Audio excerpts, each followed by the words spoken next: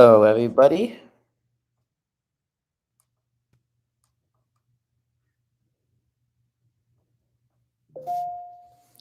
Can everybody hear me fine?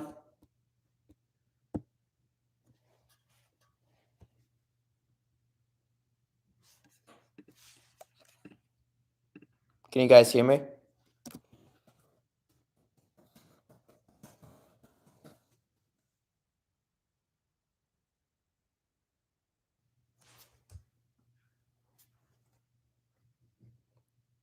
Duck, can you hear me?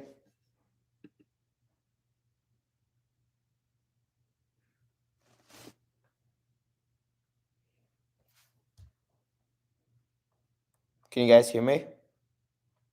Okay, good. Well, I think it's just Duck right now. So hi, Duck. Oh, so we have the team that knows too much. Hello.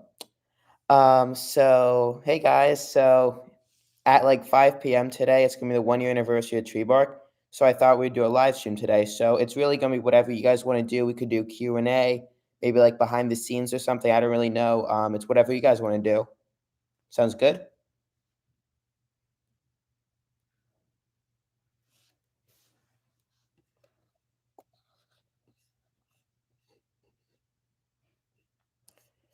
So let's see if anybody else comes in like the next few minutes. So you guys looking forward to my Britannic video? Oh, thanks. I'm glad that you like the uniform. This is actually a real World War II Brody helmet. It was used by the Canadians. This one.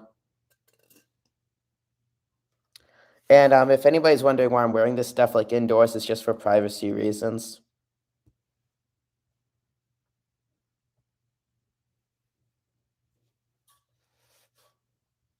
Hello, Caporal Wojciech Bricks. Hopefully I pronounced that right. So is everybody looking forward to the Britannic video? You know, I was thinking of making a Lego Britannic out of a Lego Titanic. Yeah, Mr. T, and I'll call you. That's actually what I did. I used the Cobi Titanic, and then I customized it into the Britannic. And hopefully you guys saw that on the channel community page. And then after the Britannic video, I'm planning on making some videos, a rematch of the Missouri versus Yamato.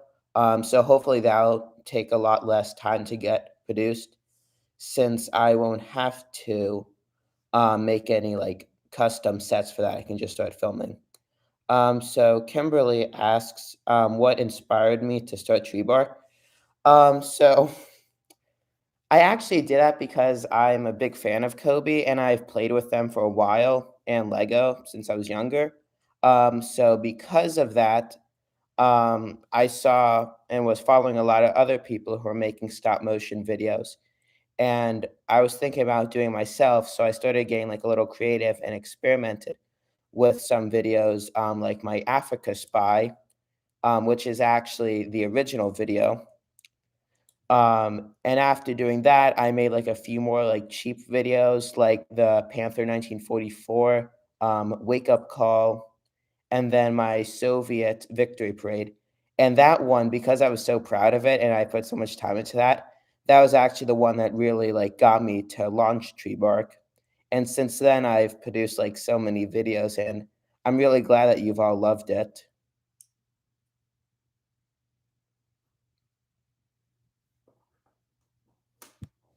So hopefully that answered your question.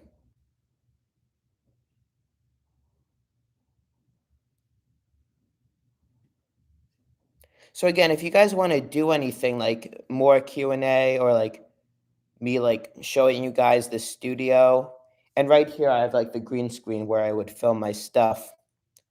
So really like it's all up to you guys.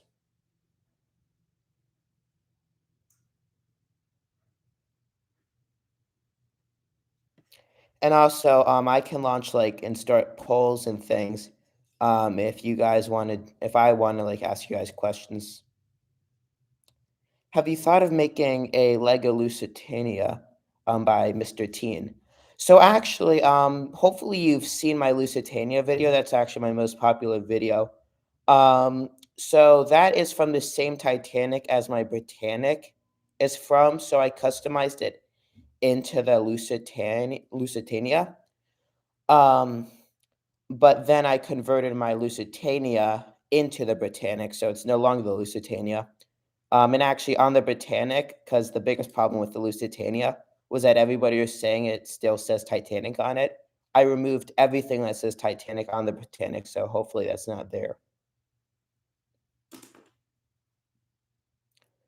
Someday I might make like a permanent like Lusitania custom ship.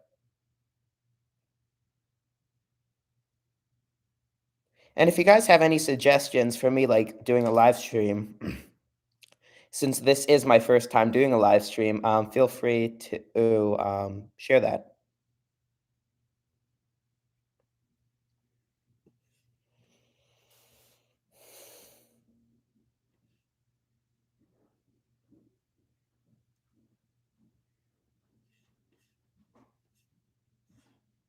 So we currently have 5 people. Do a plane crash if you can. By REUPLOAD Airlines.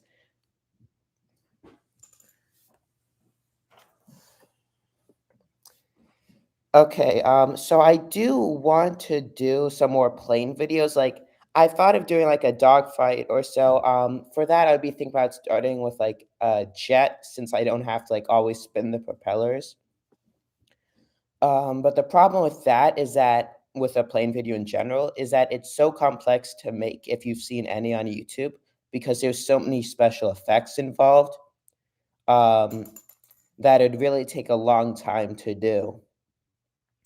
And also, I did stuff like my Top Gun video, and things like that weren't all that popular, like as opposed to the ship videos. So I okay, so Duck, you have a M1 helmet, yeah. This, and then they swapped it for the M1. So Kimberly is asking once again, how long does an average video take to do? So there's 3 main parts to making a video. There is making like the sets. So like for my World War One, I had to build like the whole battlefield and the tanks. Um, for this, my Botanic video, I had to make the ship. So that takes like about a weekish. Then I have, sorry, my throat's just dry. I'm actually gonna get some water. So one moment.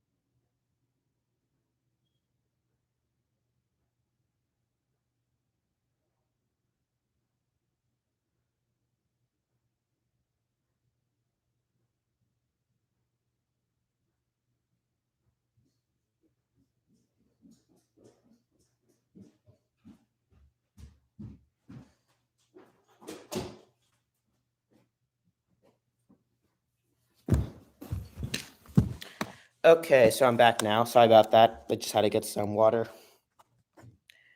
So again, with the videos, depending on how complex it is, like if it's a lot of minifigures, there's a lot more shots and the shots are much more complex.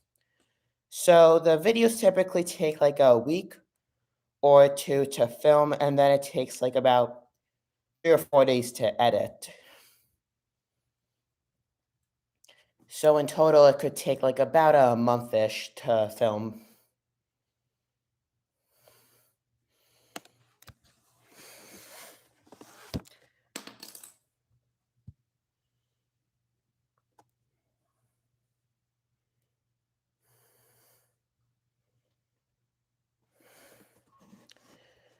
Okay, so let's see. Any other questions from you guys?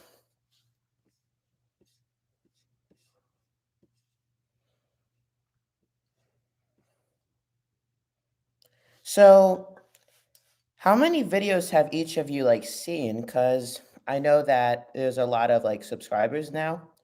Um, but a lot of my videos have less views than subscribers. So, do most of you guys are you guys interested in? So, I have a question from Alex. How did you do the underside of the F-14 for your Topkin video? So again, since that was an airplane, I had to use special effects. So what I did was I took a photo of the underneath of the F-14 with a green screen in the background, and then I used special effects. So the green screen would disappear, and it would be like overlaid on top of a video that I took of like um, the aircraft carrier launch or like the landing and so.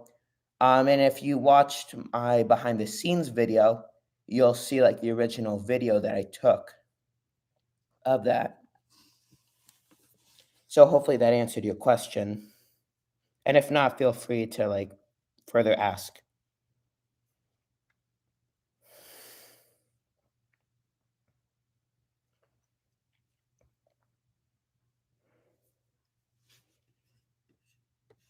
Let's see, any other questions?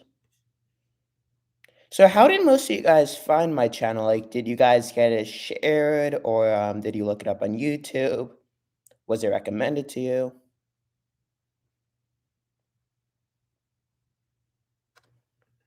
Do you still watch Historic Travels by Duck? Yeah, I do watch Historic Travels a lot. I mostly watch him on my personal account.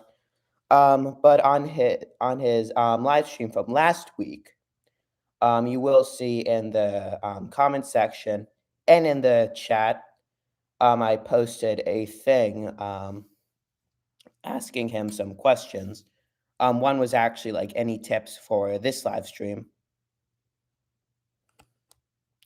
But yeah, Historic Travels is like a very good guy who I enjoy a lot. Have you ever, and this is by Mr. Teen, have you ever made a Lego Carpathia? So I haven't yet made a Carpathia. If I ever redo my Titanic video, I probably will. But the problem with the Carpathia is that I don't have any ships that it's like that I could build it off of. So again, like Britannic, sister ship of Titanic. So I could use that. But for this, it would have to be fully custom. And as a ship, it would be at least like 900 pieces, I would guess. It would be much more complex. And again, I'm trying to balance my movies between quality and quantity. So the more these like custom sets that I make, the longer it takes to produce. And one thing that I saw from the poll on how long do you guys want my videos to be is most of you want them to be shorter and to be more frequent. So it's all like a balancing act. So we have Derek here. So hello.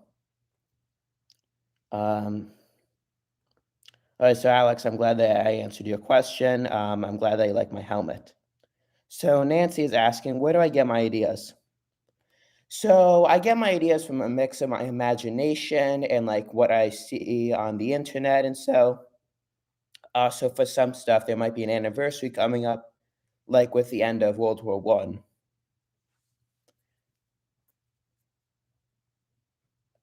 So hopefully that answered your question.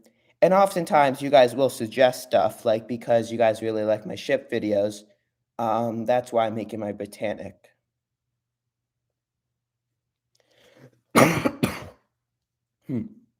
That should be better.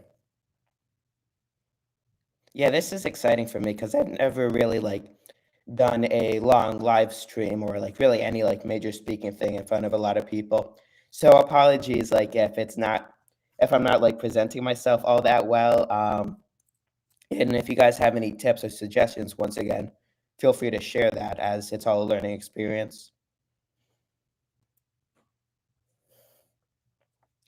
And if you guys would want more like live streams more often, like maybe on a monthly basis, feel free to request that. By Mr. Duck, have you ever heard of Carl D. Bradley? Um, I know that there's like, what is it, the Bradley tank? I don't know if that's named after the guy. Let me actually look him up quickly. So, Carl D. Bradley.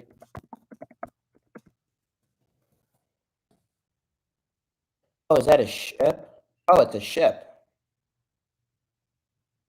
Huh. So it looks like it's similar to the Emerald Fitzgerald. So I've never heard of that, but it does seem to be quite interesting. But unfortunately, it doesn't seem like something that I'd be making a movie out of anytime soon. So Alex is asking, would I like to make more soldier videos or like ship or airplane videos? So I'm thinking about making some more ship videos for the next couple of months because those are what's really popular. That could really help my channel expand a lot more. Unfortunately, because I'm making like Cobi videos and not like Lego videos, I can't put that in my title. So a lot of people, when they look up stuff on YouTube, they look up like Lego World War II. But because I don't have that, my channel is a lot harder to find. So it's the ship videos that make it unique and stand out. So I'm thinking about making more of those. Again, the airplane videos are very complex when it comes to special effects, but I would like to make like a full-on thing sometime. I was thinking about maybe like B-17 for against like Messerschmitt 262 because that's a jet, so I don't have to like spin the propeller all the time. It's a lot simpler. Or maybe something like an F-15 versus like a French Mirage. And then soldier videos, yeah, those are the standards. I really like those. It's very enjoyable to make. I'm like my own mini director on those. So those I will continue to make, but at the moment I want to focus on ships. Derek is saying, I am building an RMS Titanic 2 of the seas under construction, 20 decks in Minecraft. Okay, so that's very interesting. I remember when I used to play Minecraft, I would sometimes make like little like Titanic ships or like other stuff, and that would always be entertaining. And if you follow me on Facebook, you could actually share your photos in the comments. Or also on YouTube, you could post the links. Just the problem with YouTube is that there's so many bots that like spam links all over small channels or large channels in general. So I decided to shut off comments, so I have to individually inspect them to make sure they're all appropriate. Okay, so I'm glad that you liked my answer. Kimberly, do you take suggestions? Sorry, my throat's just a little dry. Again, I'm not used to all this speaking and stuff, so I'm still trying to figure this out. So do I take suggestions for movie topics? Yeah, I do take suggestions for movie topics. If you guys post them in the comments, I do read as many of them as possible. Most of the time, I try to read all of them. And if you guys do request it enough, I will make it. So a lot of you guys were asking for like a rematch or saying that Yamato should have beat the Missouri in that original video. So I'm going to make a rematch of that. And like some of you guys were asking for more like Titanic themed videos. So I'm going to make the Britannic. So luckily, that should be good. So Duck is asking, he's actually saying that would be cool. So good. And then he's asking, how did you find Cobi? So I found Cobi because I've been into Lego like most of you, I'm going to assume.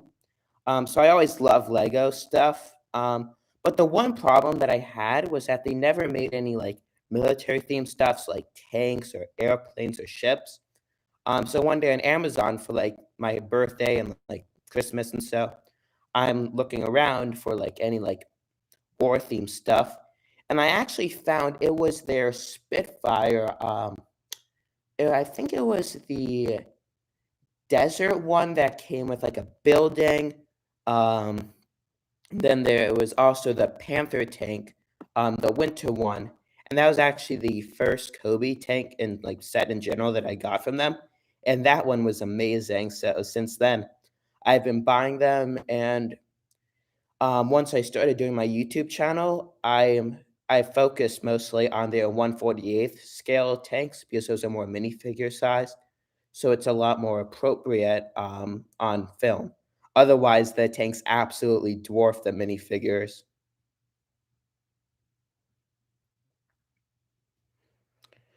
Okay, so at the moment we have 5 people here, and if you guys want, make sure to like copy this link and share it with all the people who you know, so they can also find this.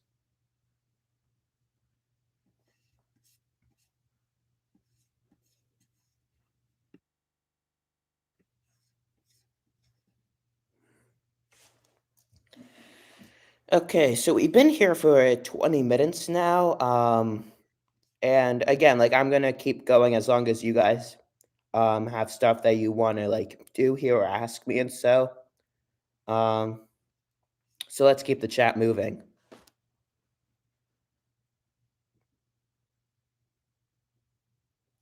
Has Kobe contacted you for product ideas by Alex? Unfortunately, no. I do share my stuff. Sorry again. So I have shared my videos and like custom sets on their Facebook pages, so they have seen those.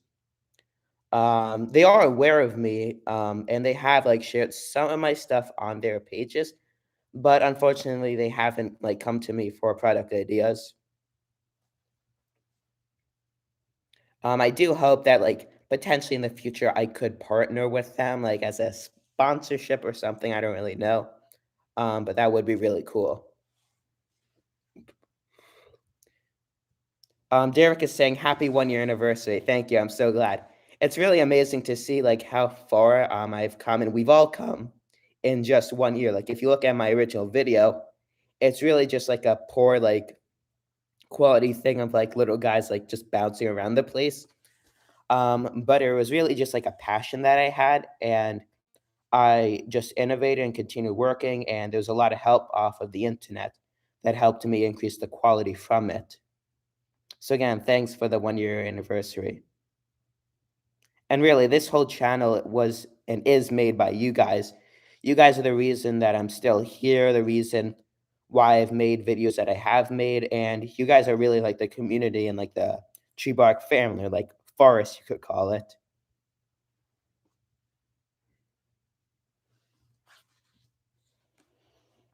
So how's the live stream so far? Is like the quality good or bad? Is there any like stuff that you want me to change or do or like show you guys something?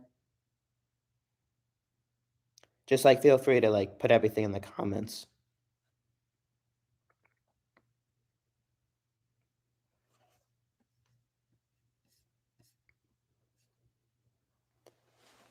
Whew.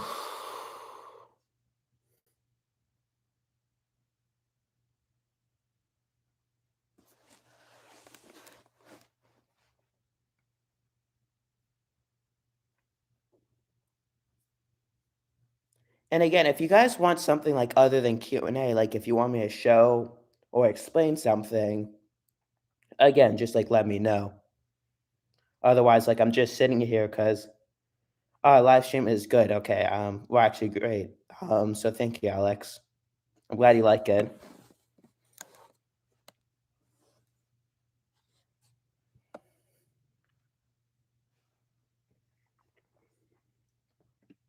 Let's see, anybody? Have I missed anybody in the comments?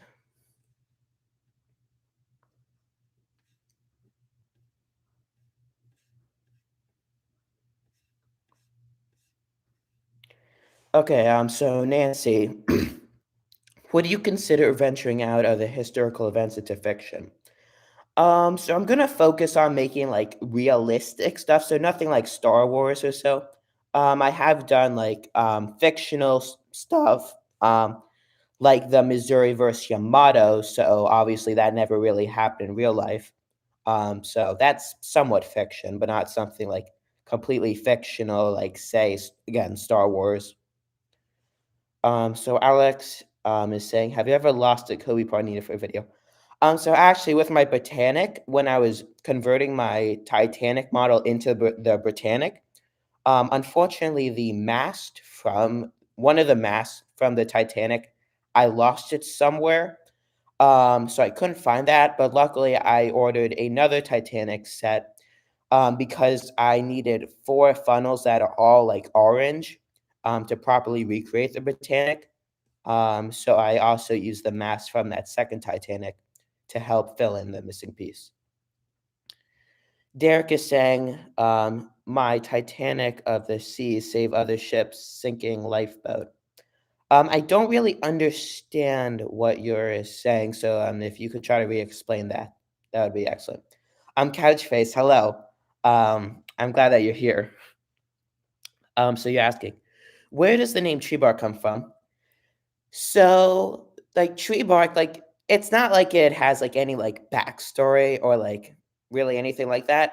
When I first started my channel, one of the big things behind it was, like, privacy, like, because when I make a YouTube channel, it's going to the whole world, so unfortunately, there's a lot of weird people out there. So, I don't really know how I thought of it. I was just, like, in my room, like, staring at different books and stuff. Um, and I do remember I was just standing there, and I think, like, maybe there's something like a tree or so, and I thought of it, and I just really liked the name. So I put it down and I stuck with it.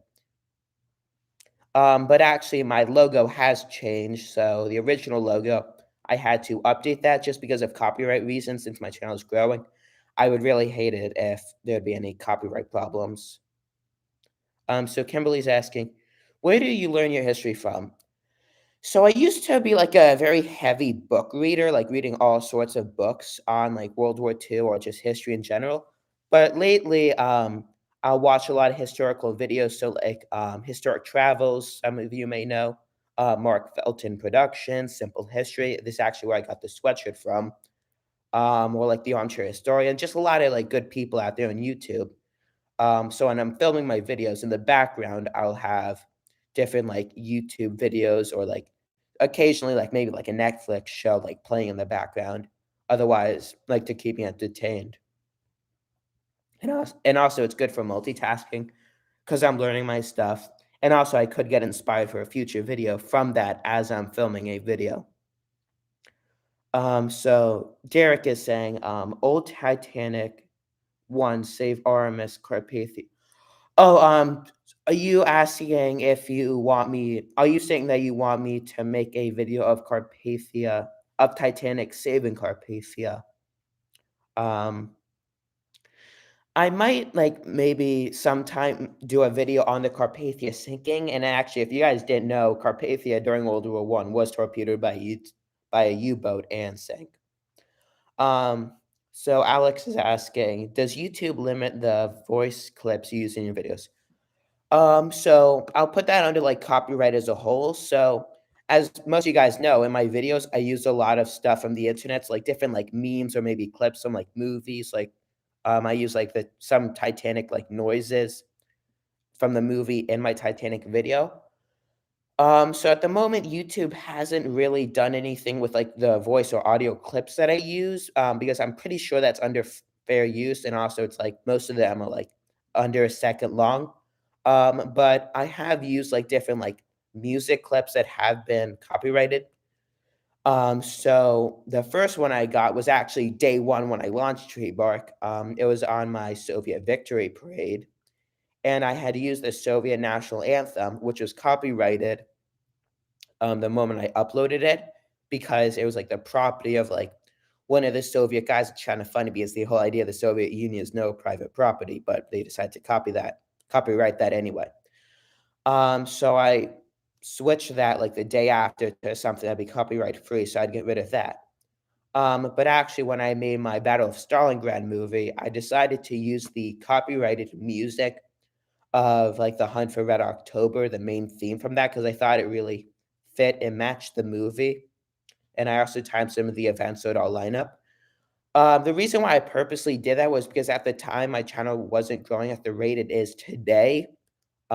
So there was no like monetization problem that I feared back then. And also, just because it's copyrighted, that I'm pretty sure it doesn't limit the amount that like it is shared, that like YouTube will promote it. Um, but once my channel did become monetized in September, I decided that I would fix that. So unfortunately on YouTube, once you upload something, so on the Stalingrad video, I have like the music. Oh, hi Lorax. I'm glad that you're here. Actually, you're one of the people who I got inspired to make my YouTube channel from. Like I saw you doing a lot of your cool videos. So back to the copyright stuff. So when I decided that I would fix the copyright stuff on Stalingrad, I removed the video, like the song, but unfortunately that got rid of the sound effects as well. So I had to re-upload that with all the copyright-free music. So that's why there's like the third part, which is like part 1 and 2 combined. And then for my Top Gun one, I had to do Danger Zone, and I had to keep that because obviously it's Top Gun, so I couldn't remove that. Otherwise, it would be weird. So again, hi, Lorax. So Derek is saying, why is Titanic not sink? So do you mean why did Titanic not? Well, Titanic did sink. Why is Titanic not sink? Yeah, I don't really understand what you're saying, Derek. Titanic did sink, unfortunately. But actually, because Titanic sank, that's how I got into history. Because like you see the movie and stuff. So I saw that when I was like 4 or 5, and then I started like looking into further like historical stuff. And again, just because like there's some new people here now. If anybody's wondering why I'm like wearing the sweatshirt and sunglasses and helmet, I'm wearing this stuff just for privacy reasons, so nobody knows like my identity. Because again, unfortunately, there's a lot of weird people on the internet. So a duck is saying, you think that he's talking about the switch theory. Titanic miss iceberg. Are you asking why Titanic did not miss the iceberg? So I'll just go with that. So Titanic, and I'm not like a big ship expert. I don't know all the facts, so I'm probably not like the number one person to ask. But the reason why Titanic did not miss the iceberg was because they didn't have enough time. Because of like the mirage effect, which meant that they couldn't see it until it was very close to them because there was like it was calm seas, so there'd be no splashing that would highlight it. Because there was no moon, so they couldn't see it. By the time they saw it, they had like I think 28 or like 38 seconds, and by then the ship had no chance to turn in time to avoid it. But if you were asking about the switch theory, Titanic and Olympic were not switched. That's a big conspiracy theory. Because in a historic travels video, Sam had explained that all over the ship, like on different like equipment and in all like the planks and boards, they were all labeled for like the specific ship that they would go to when they're on the construction lot. And so we have proof that all of Titanic's pieces are there. Um, so hopefully that's what you're asking. And if not, just keep putting in the chat so I can try to understand.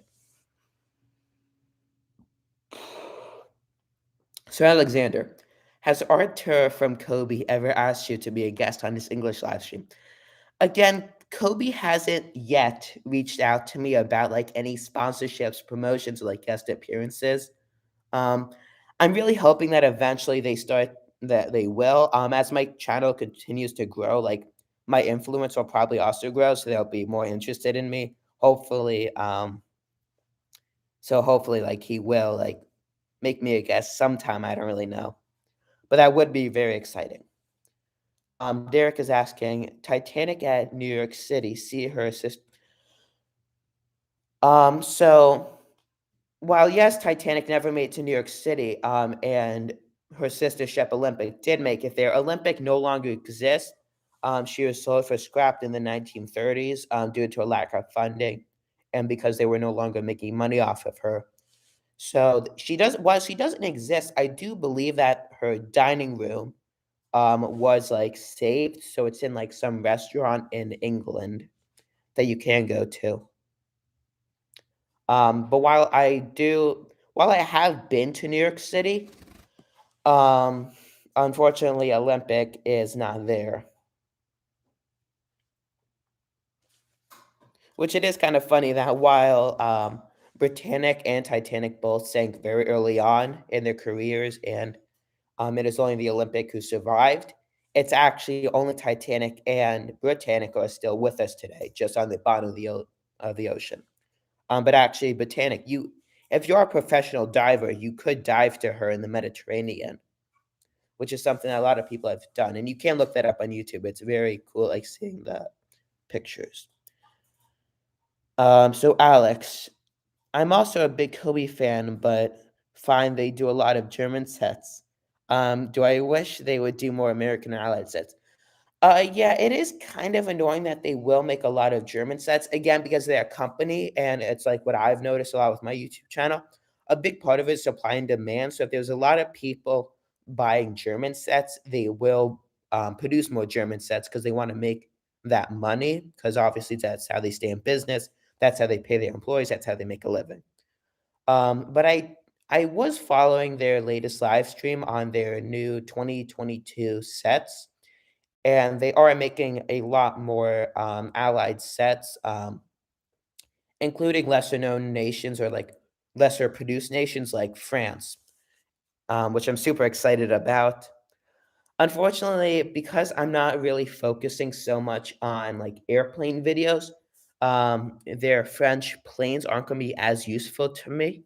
And their R-35 French light tank, because that's not a 1/48th scale, it's not going to be all that helpful for me. Um, but I actually have gotten like all of their minifigure packs because those are very useful for my soldier movies. So moving on, we have Derek once again on Britannic. So yeah, as I explained, Britannic did sink, but you can see her if you're a professional diver in the Mediterranean, the Dardanelles, I believe, where she sunk during the Gallipoli campaign. So Alex is saying that's so cool that the Titanic Britannic is still with us. Yeah, it is very cool. And it's really a testament to how well they were built, even like over 100 years ago, that they're still standing today. And actually, Britannic is still like, if you look at Britannic, she's in almost like a new condition, especially compared to Titanic, because she's so well preserved, especially because there's not a lot of like sea creatures that are like growing off of her. So Lorex is saying Kobe is missing more Russian tanks from World War II. Yeah, that's a big thing that a lot of us have been asking them to do to make more Russian stuff. They did make the KV-1, a new KV-1, but again, unfortunately, because that's not a 1/48 scale, I can't really use that in my movie so much. I do have some of their older tanks that aren't in minifigure scale. Um, Maybe someday I'll make like a little like cartoony-ish video of like those tanks battling each other. But it would be weird if I were to do that with minifigures because they absolutely dwarf them. And actually, like here, if I grab the German A7V and a Russian minifigure from over here, you can really just see how much larger the tanks are compared to the minifigures. It's just absolutely huge. But they have been making like some slightly larger minifigures. So those should fit better with like things like 135th. I'll think about the 135th stuff. I might buy some of those. But also it's about funding. So my channel is monetized now, so that's how I've been able to like afford like more of these stuff. So that is useful. So Alex is saying good call, Lorax. A duck. I believe on the RMS Aquitania, which was Lusitania's sister ship, for any of you who don't know. In the 1940s, a piano fell to the floor in the dining room. Um, yeah, it's I've never really heard that. I think somebody mentioned that on Historic Travels live stream. That is funny. Do you know if it felt like it started, like, on the dining room floor and then fell, like, beneath it, or it fell, like, onto it? Because that would be, like, really, like, hilarious, and just imagine being there, like, you see this whole, like, piano, like, fall through the roof or so. It actually reminds me of that YouTube video, where there's those 2 guys, one guy's, like, downstairs in an office, like, "What the heck is going on up there?" Like, he's hearing a lot of crashing stuff, and all of a sudden, like, his friend just falls to the floor, it's like, "Hey, Rob. Hey, Billy." That's, like, a classic YouTube video. So Kimberly's saying, "Is your YouTube are your YouTube subscribers from just the US or all over the world?" So my channel's, like, very, international, so a lot of people, do come from America, but there's a lot of people from Europe. Like Lorax, you're from Czechoslovakia or like the Czech Republic, I think you're from over there. If I'm gonna guess from what I remember you saying. There are a lot of people from Poland, a lot of people from Germany. Actually, like I think like one of my largest groups, aside from the US, is actually from like Thailand, which is very surprising. But then again, like if you log into YouTube, you could say that you're like a 35-year-old living in the Midwest, so you could really be like anything you want. So it's not all that reliable. But actually, one of the big things about like your information, like when you sign in, is that with the YouTube monetization, the way that works, a big factor of it is like how like valuable the viewer is. So if it's somebody from a very wealthy country, they're more valuable to an advertiser because they're likely to spend more money. But again, it is like very exciting that you could like for me, I've made like these videos and they're now seen all over the world by so many people. So it's really exciting, like just mind blowing that these days you could do that and anybody could see your video. So Derek is saying I'm mixing Titanic and Britannic. So do you mean that in your question, like when you're asking like why did like Titanic or like why didn't Titanic sink? Do you mean like Britannic or do you mean like you're combining the two? I like sorry that I just don't understand. If you could clarify that. So Alex is saying, what was your first Kobe set? So like my first Kobe set was it was either their Desert Spitfire or like the Winter German Panther tank. Those 2 are very cool. And it was also the Panther tank that really just like got me like so like into Kobe because it was just like such high quality, like the tracks rolled smoothly. It was like very like nice looking and it was a lot of fun to like use and to play with.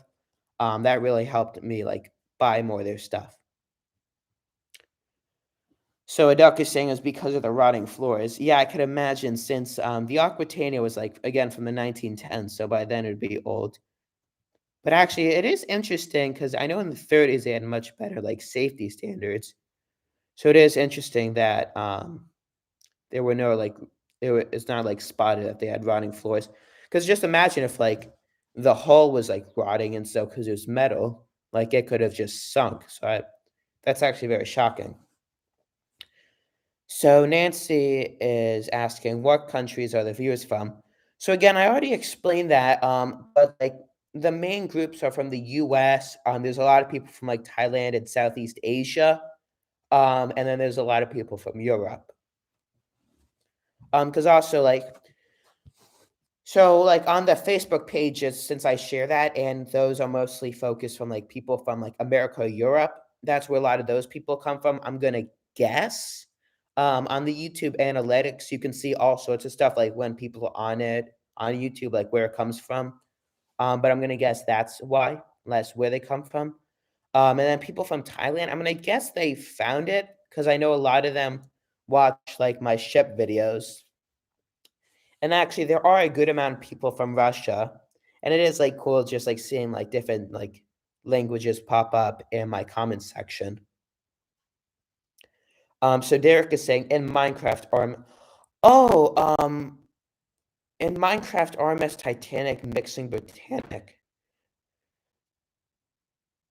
Well, what do you mean by mixing? Like, are you building both of them in Minecraft? Because I just don't understand, like, what you mean by, like, mixing the 2 into, like, are you mixing them into one? Like, sorry, I don't, like, fully understand what you're saying.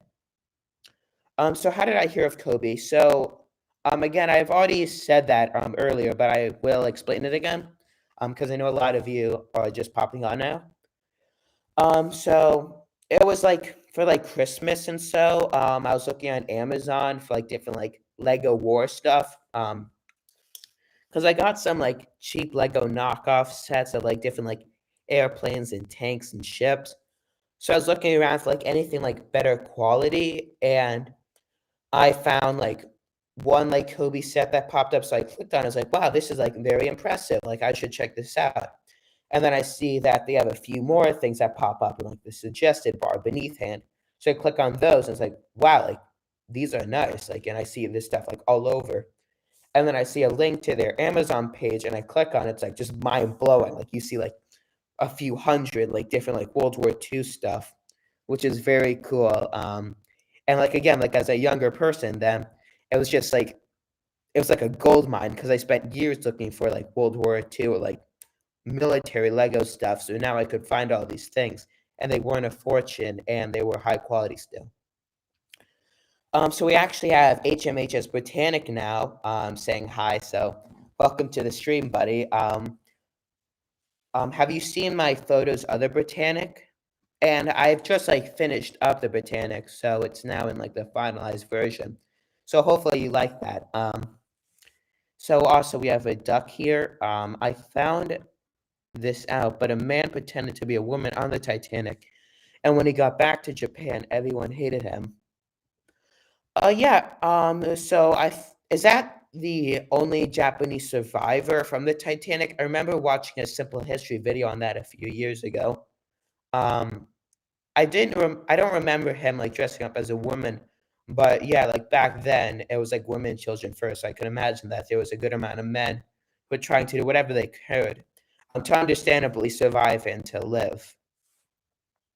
Because, well, nobody really wants to go into the frozen water. So Britannic is asking, "How am I doing?" I'm doing very well. It's very exciting. It's a very exciting day for me because it's my 1-year anniversary, and this is my first time doing a live stream and, like, a big, like, public broadcast to really anybody out there. So it's very cool, it's experience for me. Actually, how are you doing on the bottom of the Mediterranean? So Alex is saying, "What's next on your equipment list? Studio lights, camera, production table?"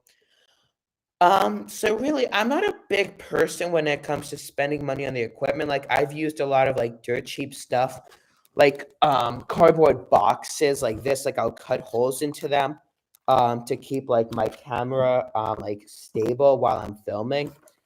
I haven't spent a ton of money on, like, Hollywood or, like, more professional type stuff because I just haven't found a need to.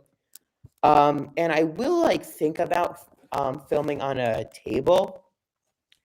But at the moment, I actually film on the floor because it's just, like, a huge area to film on, so I'm not, like, constrained with space.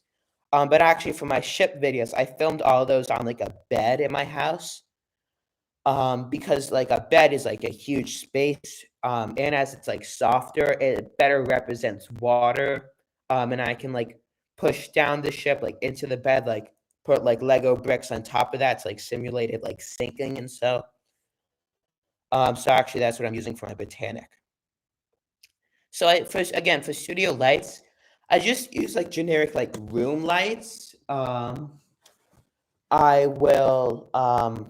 get, like, maybe, like, office lights to put around, but nothing fancy.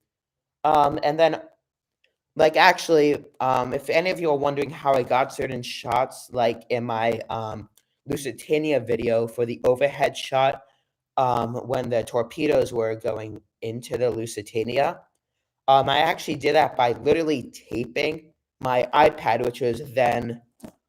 which I was using at the time as my camera, and now I have a new iPhone that I bought, that I invested in, because the camera on it, I've heard it's very good, and actually I'm very impressed with that.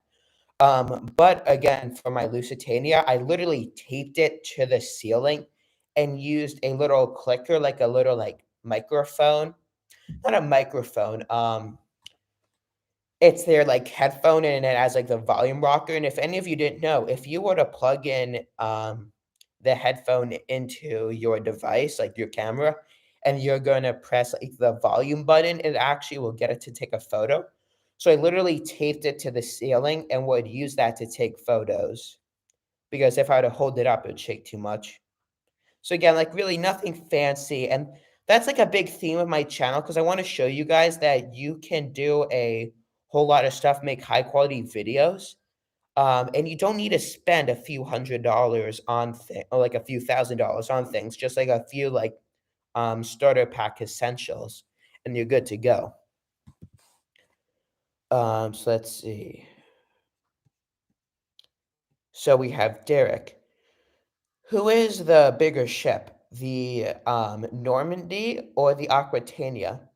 I'm going to assume the Normandy because that was a French ship that was built in the 30s, as opposed to the Aquitania, which was British. It was a British-built ship in the early 1900s, and it was still the Mauritania class by Cunard. So because Normandy's 20 years later, I'm going to assume it was the larger ship, and actually I can look that up right now. So I'm going to look it up by the weight, like the mass of it. So Aquitania. So let's see here. Length 901 feet. Let's see the weight of it. Oh wow, actually the Aquitania. Wow, the Aquitania served until 1950. Wow, that's a very long career for this ship, especially because it was so like wow, because it was like so like early on. Because I know that, ships like the Mauritania, and, like, the Olympic, those came out, like, at a similar time, like, just a few years beforehand, but those are scrapped in the '30s, so it's impressive to see that that ship actually survived, like, the Great Depression, World War II, and World War One for that matter. So let's see, what's the mass of it?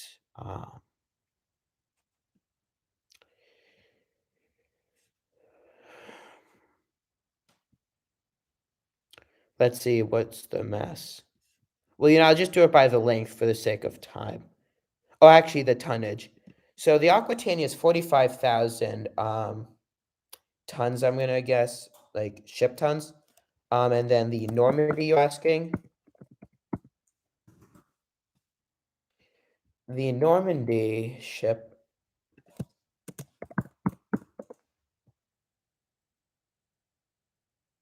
Oh yeah, it is like SS Normandy, which is interesting because I know that SS, um, is that just steamship? Because I know that in the US for things like the SS United States, because I know that in Britain it's like the RMS, so I actually would have to look up like the ship, like how they put that in front of it. So the Normandy, yeah, the Normandy is like 80,000. So it's a lot heavier than the and a lot larger than the Aquitania. So let's see, anybody else? So from Alex, that's so thrifty of you. No like expensive equipment, shampooing box for camera holder, talk about recycling. Yeah, that's like because I have this stuff lying around, so it's also like creativity. That I could just use that. And I'll use different stuff, like, if I want it to be, like, more of, like, a, like, higher up shot, so it's, like, being held up like this, or it's, like, a more, like, ground shot, I'll use different, like, boxes to use. So let's see. Alex is saying Normandy was larger, yeah, until the modern era, Queen Elizabeth was the largest. Oh, yeah, so the original Queen Elizabeth. Wait, so Queen Elizabeth huh, I thought that the Queen Mary was larger than the Queen Elizabeth, but that's actually okay then. You learn something new every day. And yeah, it is impressive. Like on a lot of my videos in the comments section, I'll see that a lot of you guys are posting like little like facts there. Like sometimes people will, like point out like historical errors that I may have made that they will point out. And it is like nice that you guys will like do that. and it is like useful for other people to learn stuff. So let's see, Alex. I think World War II saved Aquitania, as I think was scheduled to be scrapped as the war began, but then entered troop service. Oh, yeah, that would explain it. Because they would have downsized their fleets. But actually, what's interesting is that the White Star Line and Cunora emerged in the 30s in order to provide funding for the Queen Mary. So it actually is interesting that the older Aquitania wasn't scrapped to help provide funds for newer ships like the Queen Mary. Okay, so a duck. What is your favorite war to talk about? So like World War II is the big one because everybody it's like the most like popular war because it's like for most people it's the clear good guys versus the bad guys, so you don't have like political problems. And like it's just super popular like around the world, especially like in the Western world. Um so that is like a big one. But I have lately been making a lot more World War One videos. Um I've made a lot more World War One videos, like the ship ones between the Lusitania, my 100 Days offensive, which I was planning to make that a little longer, but due to time constraints, I decided to shorten it to 1 minute, but I was impressed and happy with that. And I'm going to be making the Titanic. So World War One's also another big one. And I have made, and I do plan on making more modern war stuff like on Afghanistan. And I want to make like a Vietnam video. But again, everything just takes a lot of time. And especially because of school on the weekdays, I can only work for around 2 hours a day. And then some days I can't work at all because I have to like study for stuff. Um, but I do try to like work as much as possible when I can, especially on weekends. So how did I learn about stop motion? So again, that's from Kimberly. So I learned that mostly from the internet. So you have big guys like JD Brick Productions and then LCM Brick Shows. Those are the two biggest guys. And honestly, JD Brick Productions, he's like Hollywood quality. If you've seen any of his videos, it's just phenomenal. Like you would really think it's like $1 million productions. And then there's a lot of useful people on the internet and YouTube who will provide tips for stop motion. Like one of them who I started watching when I was starting TreeBark was a guy named Brickology who made and still makes a lot of like hospital themed videos, so like different like doctor and nurses stuff. So he was helpful. And then one of the things that was most helpful is like small channels, like again, Brickology or people like Walter Dixon Brick Films or just like smaller guys in general, or also like fellow Cobi makers like Lorax. Because you can really see these are people who you can much more relate to. These are people whose like quality is much more something in reach, and like you can work with them and grow with them and like be like with them as you all like team up to help make videos. So again, it's like people from all over the internet. So Derek is saying Titanic nickname Black Titan. So actually, well, why do you say that? Like Black Titan? Like I know like Titan is part of Titanic, but why the black part? Because the hull was in black or so? But I've never actually heard anybody say that, so that is like very interesting and unique. So we have Nancy saying, "Congratulations on your first year anniversary. You are a very informed. You are very informed on your subject matter. Thank you. It means a lot. Like I'm glad that you guys like it and that you're all like and proud of it." So Alex is saying when Queen Mary entered service, the Normandy had extra features added to increase tonnage. Queen Elizabeth was even bigger. Oh, so the Queen Elizabeth came after the Queen Mary. Oh, so I didn't know that. Because I know that the Queen Mary 2 came out, I think maybe to replace the Queen Elizabeth 2. And yeah, like Normandy, because like Britain and France and just different ship companies were competing, that would make sense that they would make their ship larger. So actually, it seems like you're like a ship guy as well, which is cool. But yeah, I really want to. Oh wow! Um, so my very first super chat by Alexander. So let's see, you posted like an image. Yeah, so thank you so much for that super chat. And if you guys and Duck, I'll get to your comment in 1 second. But if you guys really love like what I do and you guys want to go above and beyond with supporting this channel, you guys can post like super chats, like donating like money to me. Or you can become a channel member. I will make a video on membership options in the future. It ranges from $1 to $5. And depending on what rank you choose, and that's on a per month basis, you can get a lot of benefits like early access to videos and community posts. Or you guys can get like special privileges for like behind the scenes. You guys can like get like special access to like suggesting future videos and just a whole lot of stuff. So if you click on the join, like the blue join button, you can look through your options. And um, my channel is completely free if you don't want to. There's never going to be a time where it's going to be like only members. But if you want some of those perks and you really want to go like above and beyond, like I truly thank all of you who donate money and just all of you in general who support this channel because it's like a really fun experience. Oh, so that image is actually a director thing, like on set, like a chair. That sounds cool. So a duck is asking, did you see the live stream where Sam spilled tea on his laptop? So I didn't know about his channel until afterwards, and when I've heard him talk about this story, but when I've gone back to look for it, I haven't been able to find the live stream like when he spills it. I found the live stream that he started like afterwards. That he started, like, right after his live stream, like, shut down to, like, try to, like, reopen it, and, like, he was, like, trying to figure out what was going on.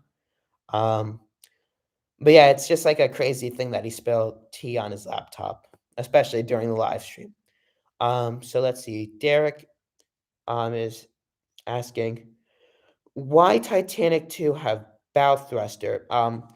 So while Titanic 2 hasn't yet been built and probably won't be built, anytime soon, if at all, the reason why, like, modern ships in general have, like, bow thrusters, which if you guys don't know, on the bow, there's, like, propellers inside of it to help, like, push water, like, back and forth. That's mostly for excuse me. That's mostly for, like, added maneuverability to help the ship turn faster as they'll literally just, like, push the bow over, to help it, again, turn quicker. So actually now we're all caught up on the top chat. So let's see. Oh, actually, so live chat. Okay, so I'm gonna have to make sure that so yeah, now I'm on live chat, so hopefully I didn't miss anybody, so I'll go back and make sure. Um so a duck is saying I think he deleted it. Yeah, I mean, I don't know why he would delete it since he keeps all of his other stuff up. But it is a shame. It might also just be made like private, but it is like kind of it's not like sad or anything. It's not like the biggest deal, but it's kind of annoying. Like it would be kind of like funny to see it, I guess. I don't know. I don't really want to like make fun of like people who are having like problems, like stuff like that. Because if I were to like spill something in my computer or like any like expensive device were to break, that would be very annoying. So Derek is talking about a bulbous bow. So the bulbous bow, which is like an extension off of the bow for those who don't know, that's there to help with water efficiency. So like water dynamics, similar to aerodynamics. It helps like reduce drag so the ship moves a lot more efficiently, so it's not burning as much gas. So Alex is saying, have you noticed that Archer is sometimes late or has technical delays or not feeling well in his English live streams? Yeah, he is oftentimes like late or there are like delays. Sometimes technical problems are also on the Polish ones. And like I know that he oftentimes says he's not feeling well, which is kind of annoying because it's a Monday, so it's like he just had a weekend to like relax and so. Since I don't speak Polish at all, I don't really know what he says exactly on his Polish streams. So I don't know if he has or says those same stuff on his Polish videos. But I do know that on his English stuff, he oftentimes will be talking about like different problems that he's had.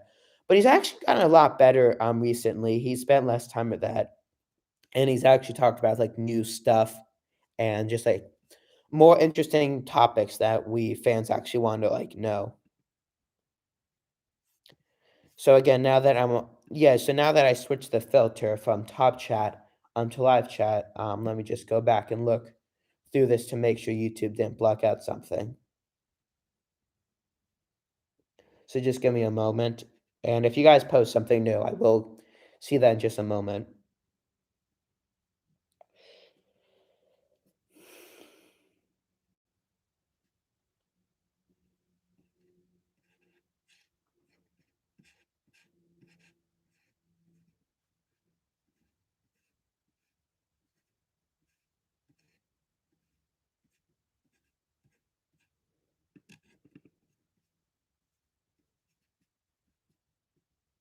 All right, so yeah, luckily I didn't miss anything. So I'm all caught up now.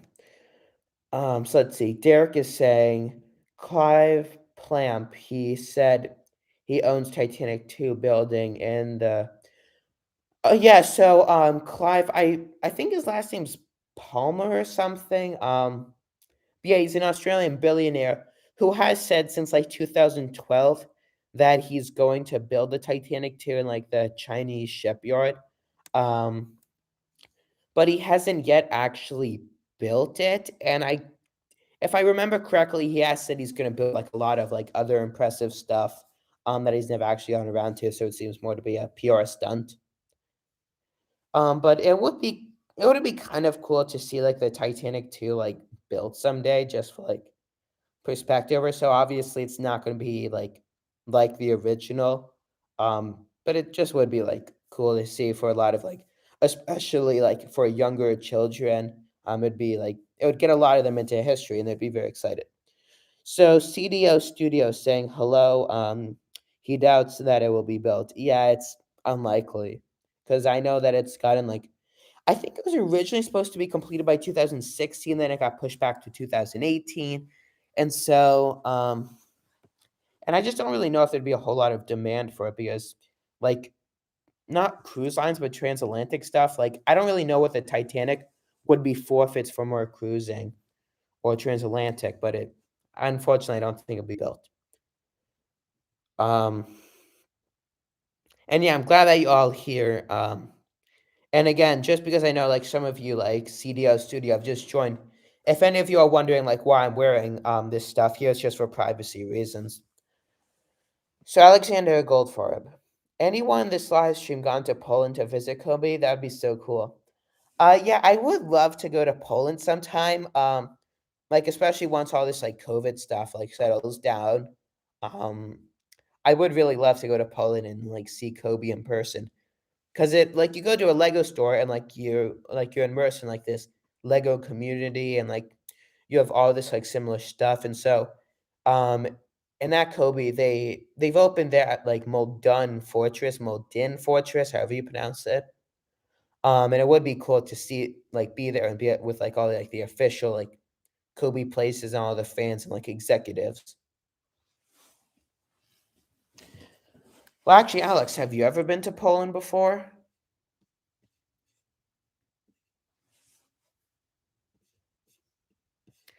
Let's see. So we've actually been here for over an hour now. So again, I'm gonna keep going as long as you guys have like stuff. If so, as long as like you guys are interested and entertained by this, and as long as there's like things, um, I'll keep talking. I'll stay with you guys. And I thank you all for like taking time out of your day to like really be with me. And like whether or not it's like just 5 people here right now, like a billion people, it's like very nice that you're all here. So Alex is saying, no, you haven't been to Poland. Sidetrack is saying, hello, friend. Hi, Sidetrack. How you doing? And actually, I remember if any of you guys don't know, Sidetrack, we're both like, I'm friends with him. And when I first started my channel, he also has a like small channel. He makes more Roblox stuff. And we had a like competition on who could be the first to reach 100 subscribers. So initially he was leading by like, I think like 20 or so subscribers. But it was around that time in March that my Missouri versus Yamato video really started to take off. So soon enough, I was beating him and I actually got to 100 first. So that was exciting. So Derek is saying Clive Palmer, yeah, he's trying to build Titanic too. He's been trying for almost 10 years now.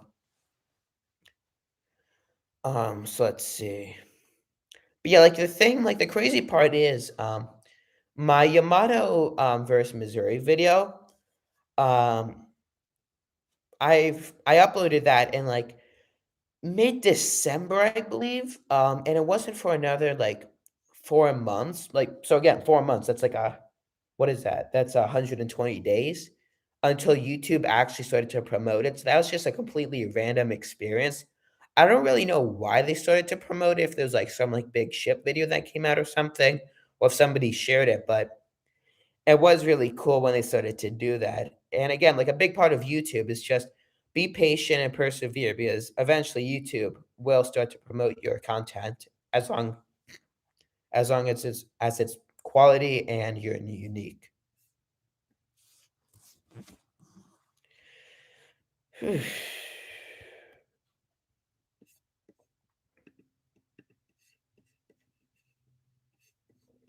See, I know a lot of people were saying that they wanted this to be more in the afternoons, like 2 to 3.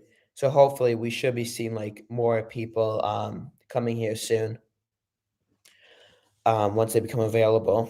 So Alex is saying for you ship buffs, SS United States is docked in Philly, so Philadelphia, I believe. SS United States Conser Conservatory is the owner. Got chance to walk on her years ago. So cool. Yeah, the United States, I think that's actually like the fastest like transatlantic ship um there's ever been, and she still holds like the blue ribbon. I think she was actually so fast during the Cold War when she was being escorted by US destroyers. She actually lost them because she was going so fast. And the Navy was so embarrassed that a civilian ship actually beat them.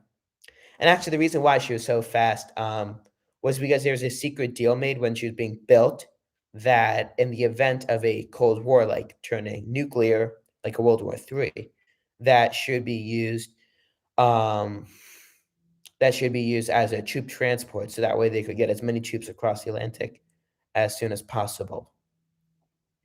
But yeah, I do hope to like maybe like be on her someday. And yeah.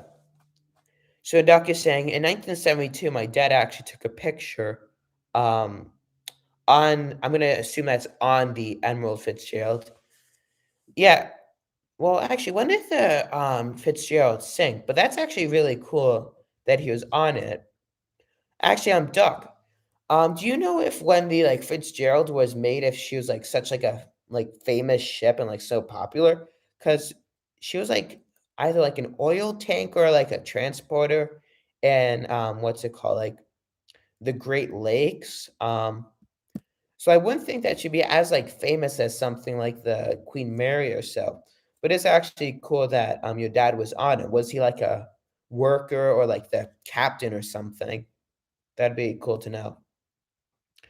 So Alex is saying, seriously, Duck, you have a connection to Emerald Fitz. So Kimberly is saying,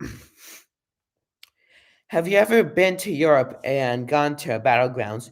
Well, I've only been to Europe once, and that was to like Normandy and so, but that wasn't like that was like a shorter trip. I do hope to again like go back and go to like more like the eastern area, like so in Poland and Germany and stuff, because from a historical perspective, especially on like more modern stuff like World War I and World War II, Europe is covered in stuff from like battlefields and more battlefields and just like political history.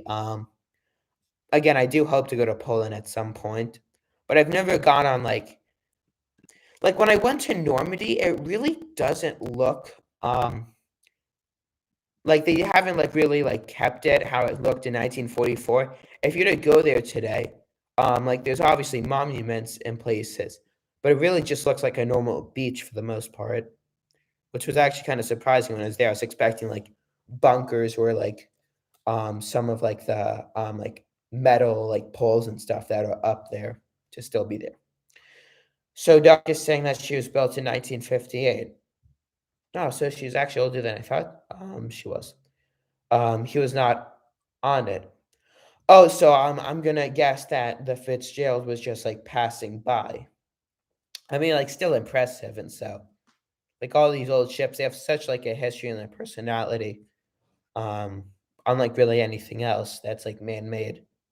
Actually, it's like similar to buildings in a way because it's just like so big and unique. So Alex is saying, "So cool, Duck. That is so awesome. You're a part of history." So it's actually 3:31 right now. Hmm. Yeah, I'm really glad that we're still going with this live stream. Initially, I was thinking that it'd be only like a small thing, like it'll just be like me and one person that'd go for like 15 minutes. But I'm glad that you're all still here, and that it's been like so much fun that we've been going for over an hour and like over an hour and a quarter.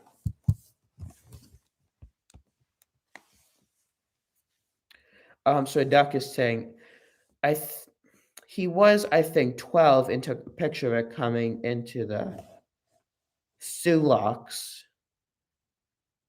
So Sulaks, is that like those locks that they have on rivers so like they can like travel upstream? I don't really know what you mean by locks.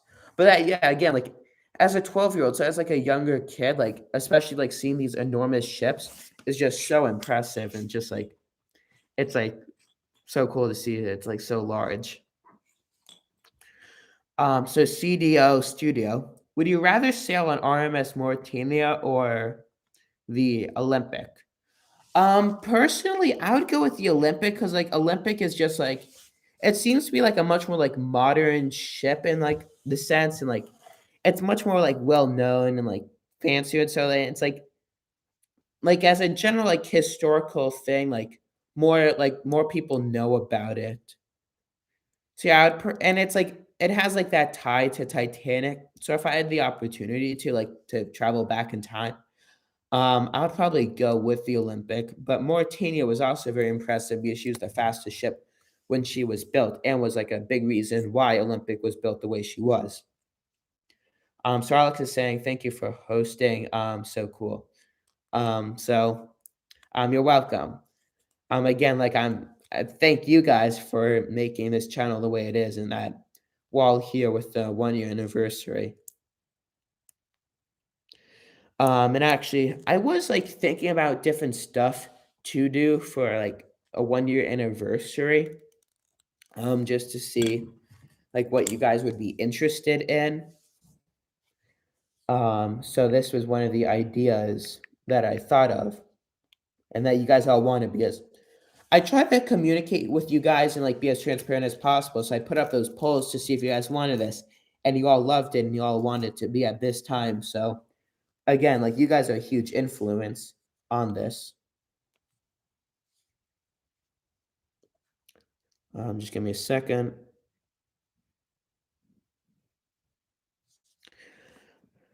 So let's see. So yeah, again, I'm all caught up on the live chat, and so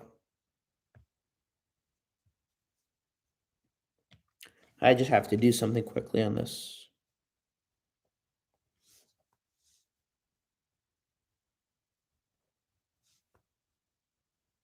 Just 1 second, guys.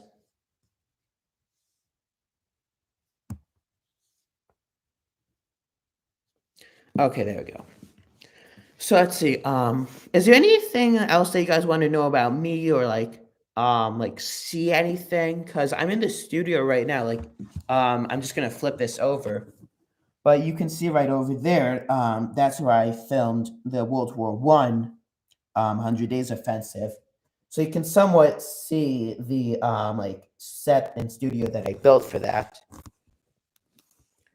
So Kimberly is saying, looking forward to another live stream in the future. Yeah, bye Kim. So I'm thinking about like, I'm planning on doing another live stream for, like, the 2-year anniversary next year. But if you guys really want it, if you guys really like it, potentially I'll make these, like, more regular, like, maybe every other month, every month, depending on how often you guys wanna do this, and, like, as we get more people onto this channel, more people, like, active. So Doc is saying, "Do you think you can remake the Bismarck vs. Hood because Cobi's releasing the Hood?" So the Hood is out, and actually, like, among, like, my least favorite movies, I would wanna remake that sometime because when I made it, I was first, like, figuring out, like I was first, like, doing the special effects, and so, like, those, like, big, like, muzzle flashes and stuff, all those digital effects. Um, I do wanna get the Hood at some point, but it is, like, pricier as a ship, like, in general, it's because it's a larger set, um, but also because, like, I wanna focus also on making, like, fresh original content as opposed to making, like, redoing stuff, but I definitely will do that maybe for, like, in March, for, like, the 1-year anniversary of that, I might come around to doing it. But again, everything takes time, and I wanna, like, make fresh stuff because there's so many things I wanna do, like a standard D-Day thing with, like, soldiers landing. I wanna do, like, Vietnam, Afghanistan, more of that. So it's just, like, about, like, figuring out, like, when exactly I'm going to do it. So CDO Studio. One last question. Will you ever make a stop motion on the sinking of the Angiodoria? So I know that ship videos are very popular, but I'll have to look, like, more at the ship because the big problem with that is I'm gonna have to make it, like, custom made, so that's gonna take a huge amount of time. I'm gonna have to, like, make it, like, a quality custom ship. Um, but that is, like, one of the more famous shipwrecks, so I will definitely I don't wanna guarantee, I don't wanna make a promise I can't keep, but that would be something that I would think about in the future at some point when I end up having the time to do it.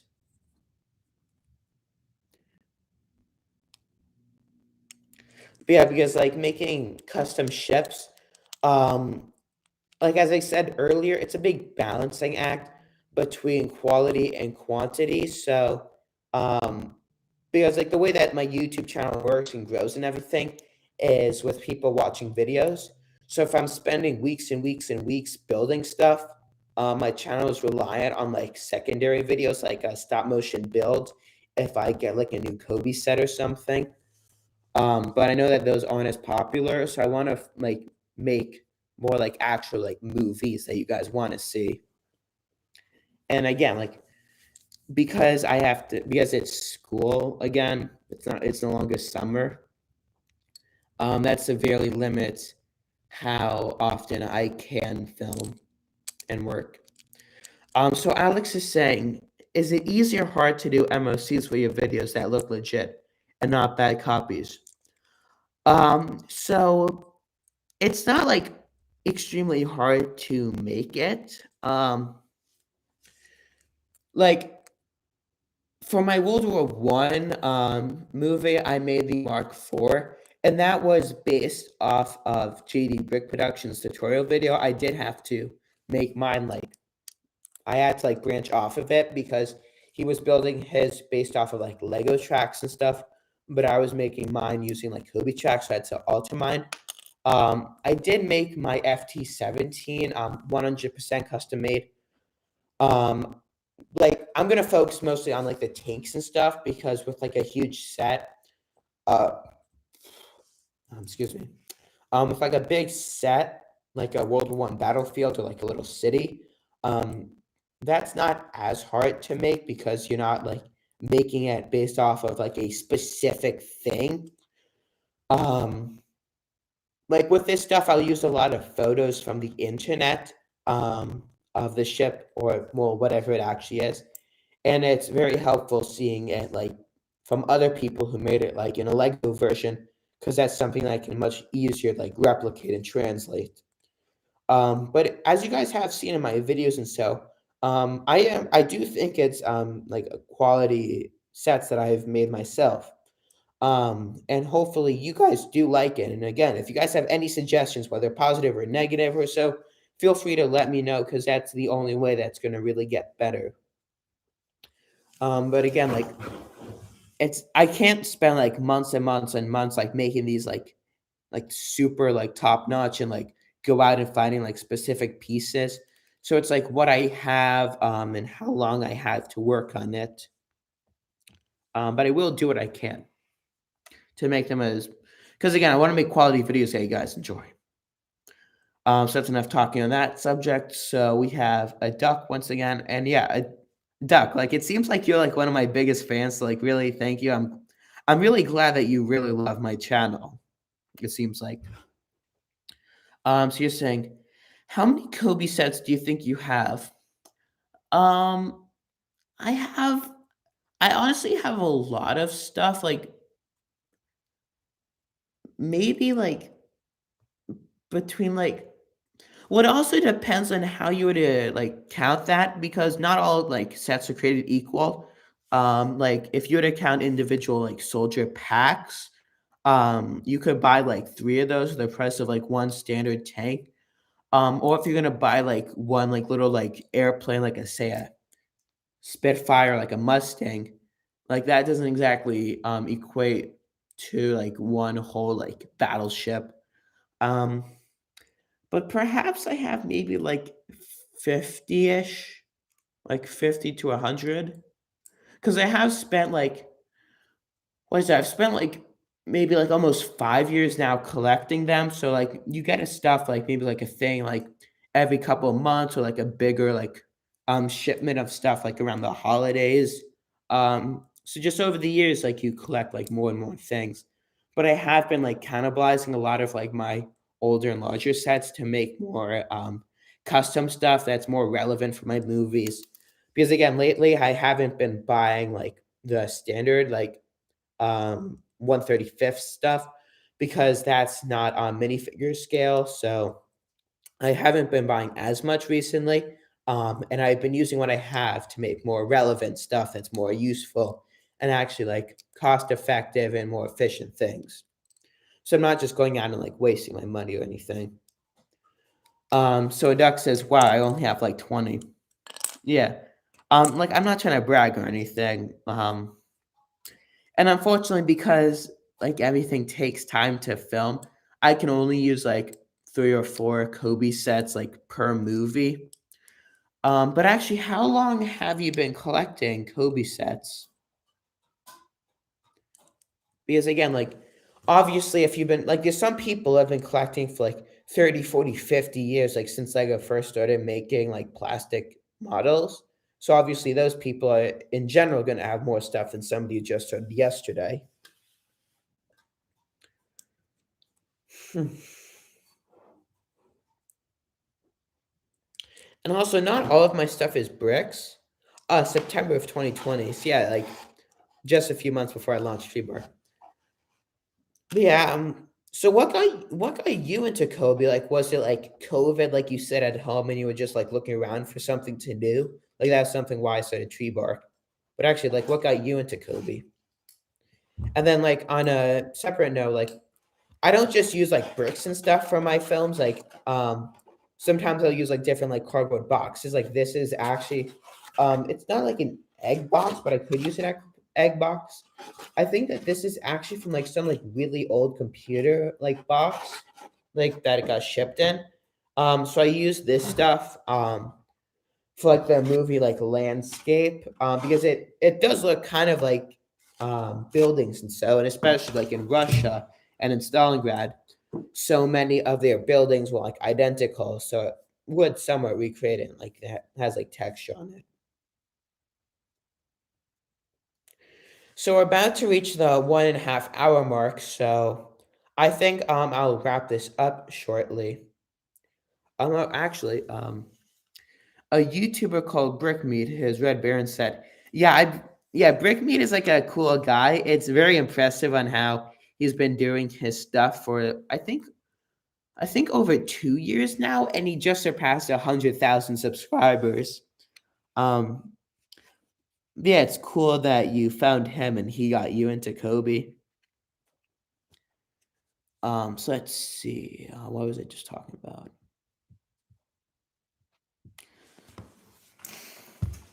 But yeah, it is like important to like support like because like Cobi, as it's a smaller brand, but they are like getting a lot more like public press and people are learning more and more about them. As their channel and company as a whole grows more between things like their like partnerships and just in general like individual people finding them. Hopefully like the whole like Kobe community and like Kobe stop motion channels like mine and Lorax. Or there's another guy, I forget his name, but he's made cool stuff with like World of Tanks inspired like Kobe tank battles. I forget his name. Or other guys like Brickmeat, who actually seems to be helping Kobe themselves grow. Hopefully, when Kobe like really starts to like, take off, and become more like a Lego size brand, somewhat like that, that'll help their community and channels like mine grow as well. So hopefully, instead of mine being like a small niche and like a small portion of like brick and like historical fans, it'll become much more wide known. So we have Derek once again. He's back, so welcome back. So I am building RMS Titanic. It is under construction. Oh, in Minecraft. Yeah, that's really cool. I forget if you may have said this, but do you have like a Lego or a Kobe Titanic as well, or just in Minecraft? And also, and again, like, if you follow me on Facebook on my TreeBark page, which I have links in the description, so um, make sure to post like a screenshot of that there because I would love to see it. It would be really cool because I am inspired about like what other people do.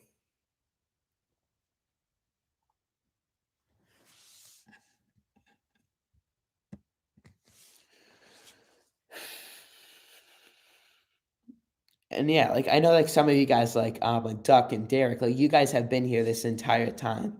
So I really thank you guys for like sticking with me on this whole live stream.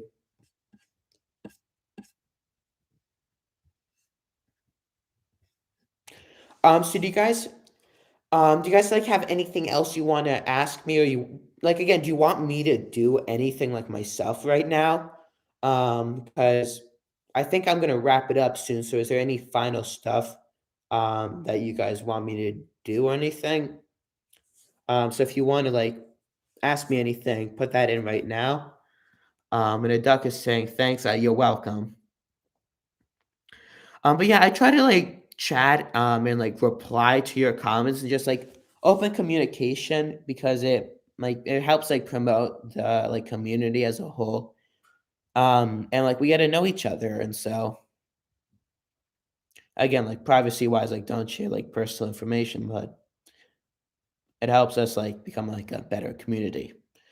So Derek is saying, Titanic 3 propellers and a rudder.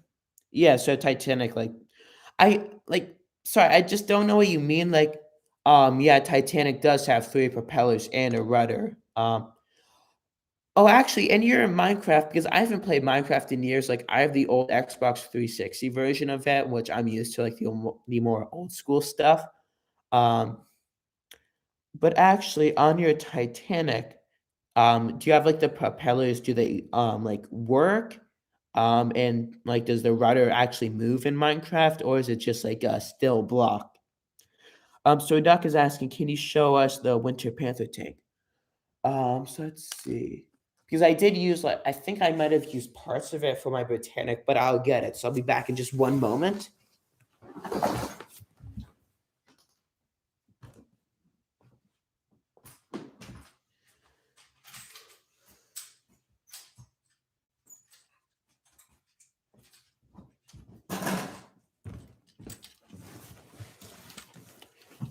So this is what remains of my Panther tank. Um, because I needed a lot of white pieces and especially like sloped pieces to help build my Botanic.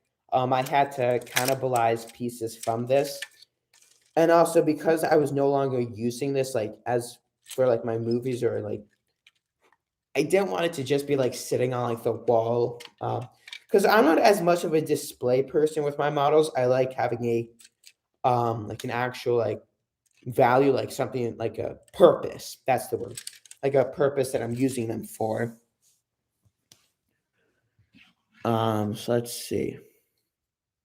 Yeah, and I had to use like a few other pieces for my botanic and other stuff. But I try to avoid like taking stuff apart because I know that once I take it apart, realistically, I'm not putting it back together for the most part. So let's see, Alex is saying the underwater filming of the propellers in your videos was so cool. Great filming. Thanks. So again, like for those underwater scenes, obviously I'm not sticking it like in water or anything. So that stuff is very reliant on green screens or blue screens. Um, because that helps like give it the illusion or effect that it is underwater. But yeah, because again, there's three main parts to my movies. There's the building of like the sets, there's the actual filming, and then there's the editing. So all those go into play. So Derek is saying Titanic has four funnels. Yeah. Actually, I think somebody earlier was saying that the four funnel was somebody saying that the four funnel was fake, or is that from a comment on a separate video? I think somebody had said that. I think I read it, but I didn't actually get to respond to it.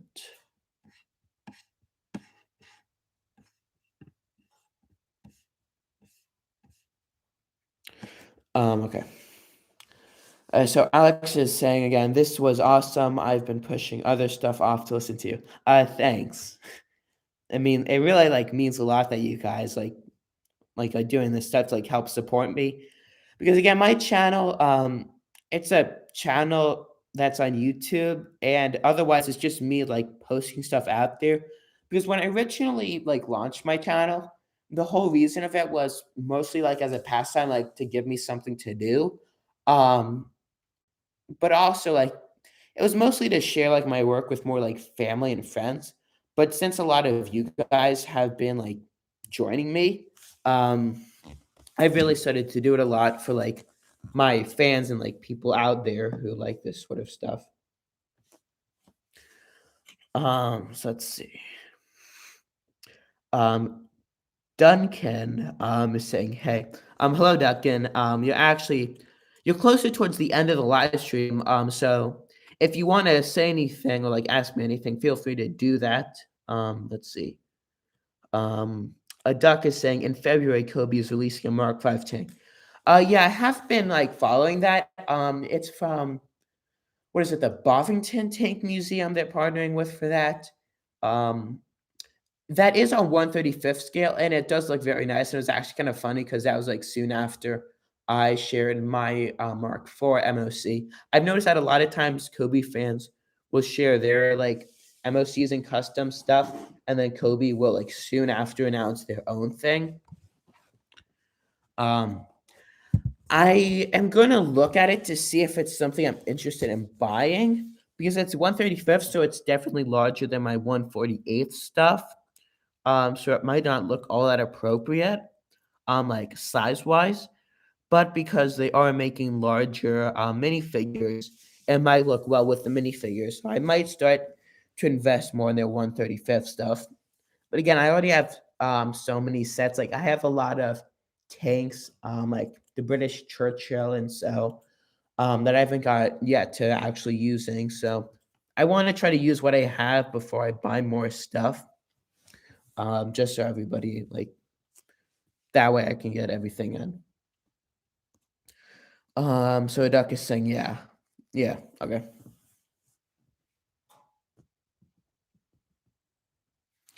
So like I know that it's my ship videos that are very popular as a whole. But also because I know and Duncan is saying you've got to go to school now. Sorry, man.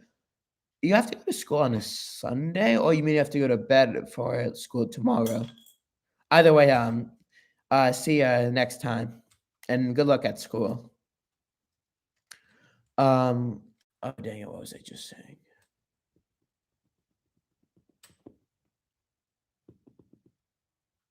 Oh, come on, I don't know. I forgot what it's gonna. What I forgot what I was saying. I was talking about the tanks and so on and how they're no longer. Yeah. So again, like, since the Kobe minifigures are larger now, they do look. Well, they've making like larger versions of the minifigures. Those look better with the 135th stuff. So I think I'm actually gonna wrap it up here. Like, we're now at the 1 hour and 40-minute mark. I'm surprised it's really lasted this long. I truly thank you guys so much for supporting me. Thank you so much for like one whole year of TreeBark. I hope to continue it like for a whole nother year and on after that, like for the next like 5 to 10 years, and to really just like keep expanding, growing, and increasing in quality. So any last words that you guys want to put in the chat? Any final stuff that you want to say or anything? Otherwise, I'm going to wrap it up.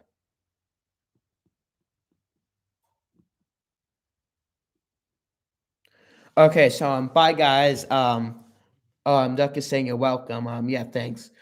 So see you guys. My Botanic video, it should be coming out in like 2 or so weeks because I'm gonna film because I don't want to push myself and try to like release it by next Sunday. Otherwise, it's gonna be too short.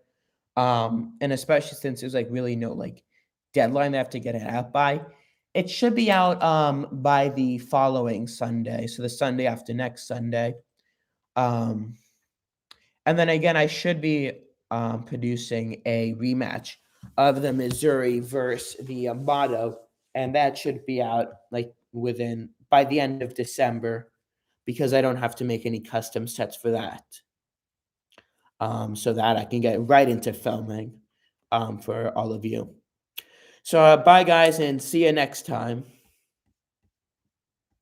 And I'm glad, and I hope that you guys like this. Has everyone in your oh actually I'm Doc is asking a quick question. Has everyone in your family been in the military? So actually, um, so I know both of my grandparents have been in the military. Um, my grandfather on my dad's side, he was an army medic during Vietnam. He did not serve in Vietnam. He served stateside, so they would transport like the wounded soldiers back to America, where he would then perform surgery on them. I know he was mostly an eye doctor. I think that he I think that he also did other stuff. And actually, my grandfather, who was the doctor, he was actually the ship surgeon on the SS United States. So it's very cool, and he has like a special like bond to that ship. And then on my mom's side, my grandfather, he he served in the Air Force again during Vietnam, like at their I know he served at their base in Hawaii at Honolulu at Pearl Harbor. Um, but I think his job was to like load up the not tanks. He was to load up the aircraft and stuff with like cargo. Nothing like going to active combat or like strapping like missiles to rockets. Um, a duck is saying, "N oh, anyone, I mean." Yeah, and then I think going on earlier, I think like my great grandfather and so and like other people in my family. I know one guy, I believe he was too young to serve in World War One. And then by the time World War Two rolled around, he was a father, so he was not like eligible for the draft or to serve in World War Two. But he wanted to do his part, so he was actually, I think, a ship welder at like a shipyard. So he helped to build some ships there. I think it was in Boston or Philadelphia. I don't really know specifically what ships he made. And then I know another guy in World War II was like a Jeep driver. And actually, there's this funny story of like one time his company they wanted ice cream, so he actually drove like behind enemy lines and like to like his camp, and so to get more ice cream so he could feed his soldiers, which is like a whole like morale booster, which was it was a cool story for me to learn. Um, And then let's see, and then I think it's like my grandfather-in-law or so, like my dad's like brother's like wife's like dad or so. I think he was a bomber, like, no, I don't know if he was a B-29 pilot, but he served, again, during World War II. He piloted, like, some planes over the hump, which was the Himalayas, from India into China, um, and he actually, unfortunately, he recently passed away. I think he was, like, 98 or so, but he was a good man. So Alex is saying that's so cool. Your grandfather sailed on the United States. Wow. Yeah, and he really loves the ship, and he's like one of like the big guys who's really trying to like save the ship because like it's sitting and like rusting in like Philadelphia. So he really wants to help like turn it into like a museum. I don't know about a museum or like a restaurant or to just like keep the ship alive to anything to keep it out of the scrapyard. Because unfortunately, a lot of ships have been scrapped because like they don't have the money, like the USS Enterprise or CV6, um, or like the Olympic, and then they're lost forever. Um, so again, any last stuff that you guys want to post? Otherwise, I'm gonna end the live stream. Anything else? 10 seconds. 10, 9, 8, 7, 6, 5, 4, 3, 2, 1. All right, so bye guys. I hope that you've all enjoyed this. Make sure that you all like subscribe and you like the video and everything. Just like really anything to help support and promote the channel. Keep watching the videos, and the Titanic should come out in about 2-ish weeks. Oh, I'm actually a duck is doing his best to keep me here. So actually, he said that there is a boat, or is he saying there is a BOUT called the Valley Camp? All right, so I'm gonna actually look up Valley Camp ship. Valley Camp ship. Oh, so another lake freighter. Wow, so Duck, like you know a lot of freighters. I've never heard of this stuff. This is honestly like stuff that I would never have thought about. You should tell Sam from Historic Travels about some of this stuff because, like, freighters, like, especially, like, what's it? Lake freighters, especially on the Great Lakes, it's, like, really, like, a forgotten part of history. Like, nobody really knows about it, and so it's, like, so underrated. And honestly, like, and it is, like, interesting because the Great Lakes, it's not like this, like, huge, like, dividing gap like the Atlantic or the Pacific.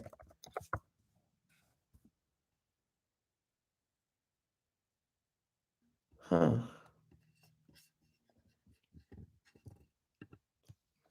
So I'm actually how come you put like Valley Camp there? Because um I know that like my channel is not like a ship like history stuff like historic travels.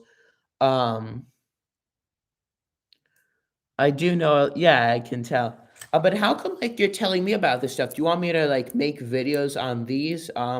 Or is it just something to help inform me? Because like either way, like it's very impressive like what you know, and so so we have Andy here. Your videos have a compelling sense of drama. Thanks. Like one thing that I've like again, like with every passing video, I try to get better and better. So one thing that I really focused on with my World War I movie is really making it like dramatic and so because what I found with some of my earlier ones, it was kind of like dull. Like there'd be a lot of parts where it was just like a lull. Um, so when you make a trailer, it's really like building up suspense. So I'm gonna take what I learned from that and like put it into future movies to help make it like the storyline is more entertaining, more intense, more dramatic, like and a lot of suspense with stuff. So hopefully, like the storytelling part will be a lot better, thanks to some of those earlier videos. So Doc is saying that I do know a lot about ships on the Great Lakes. Yeah, again, I can tell it's So do you, like, learn a lot of your stuff from, like, books or videos? Because it's very impressive, and it's again, it's not like stuff that you'd see on, like, the front page of a newspaper, like something like Titanic. So it's actually very impressive and cool. So you're also saying that you're telling me this stuff to inform me. So yeah, thanks, and, I actually probably will look up videos about these because, again, ships have such, like, a interesting and cool, like, personality, like, they're almost, like, alive and, like, they have, like, a whole lifetime of stuff. Um, like, even more alive than, like, a building, like, they're both, like, these huge unique things and, like, different types. So videos. Yeah, YouTube videos are very informative. But, yeah, like, with ships, like, they have, like, this whole, like, personality and just, like, culture around them. Like, this whole, like, fan page and stuff. And you have, like, people who, like, really, like, have, like, spent their entire lives on it. So, wow, like, yeah, historic travels, he's like a he's a big guy when it comes to, like, informing us about stuff. I've learned honestly, like, I thought that I learned, like, almost everything there is to know about the Titanic, and then, like, I start watching his videos, I'm like, "Wow." Like, he really does teach you a lot of stuff. And also between him and other people, like, Indy Neidell, who did, like, the Great War, um, World War II in real time. He's currently doing that, and then, like, Time Goes History. He's really showing me that there's a lot more stuff than just, like, the big picture, and, like, there's a lot of stuff on, like, the sidelines that really you wouldn't know about from much place at, like, the general area. So Andy is saying, "Have you ever done a video about a submarine?" So, and I can tell you guys really wanna keep this live stream going. I'm glad. So, I've not, like, a dedicated video about, like, a submarine entirely, but I have done that in my Sink the Bismarck video. There is the, yeah, there is the video, with yeah, so I forget what submarine, I was specifically using, but there was a submarine in the Sink the Bismarck video who launched torpedoes at, the Bismarck that ended up missing it, I believe, but did get Sean Horst to chase after it. Again, that's not all, like, the most realistic, it's just for, like, storyline and entertainment. But again, more stuff for submarines. I know it was in the Lusitania because it torpedoed the Lusitania. So that was one of the German U-boats, which I had to use an American submarine to represent that because at the time I didn't have it. Um And then for my Botanic video, I'm gonna have a brief part with the U-boat. I'm still, like, debating on how specifically the story will go along, but it will, like, open up with the U-boat deploying a sea mine that will end up sinking the Botanic. And then potentially, like, the U-boat and I don't wanna spoil it too much, but potentially, like, the U-boat, like, might, like, try to help the Britannica, so I'm still, like, thinking about how, like, the concept will be as I begin to film it.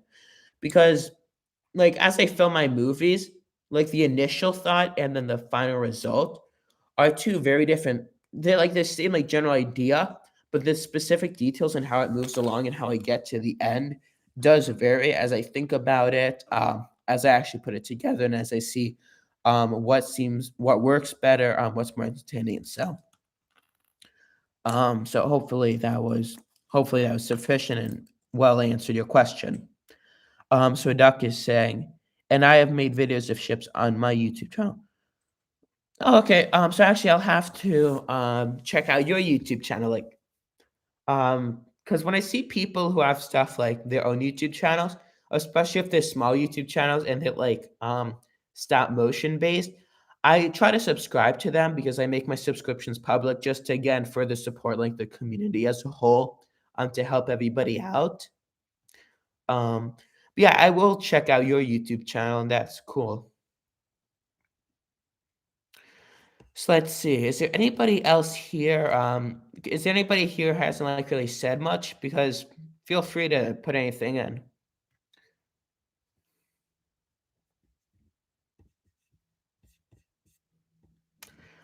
So again, we're actually now we're about to hit the 2 hour mark. So are there any final stuff now again?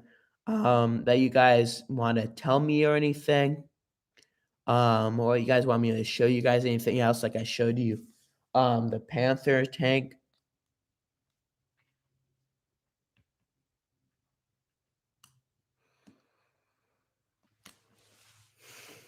Anything else, guys? Otherwise, I'm going to end the live stream here. And it has been a great experience, like my first time doing this. I'm so happy. I'm just like thrilled that you guys are all here and that we've made it. All right, so I think I'm going to end the live stream here. Bye, everybody. I hope to see you soon. I hope that you all stay with me as we continue along. And again, if you guys want a live stream like more often, feel free to request that. And I guess I'll see you guys at my next live stream next year, aside from my standard videos. So bye, guys. See you soon. See you next time.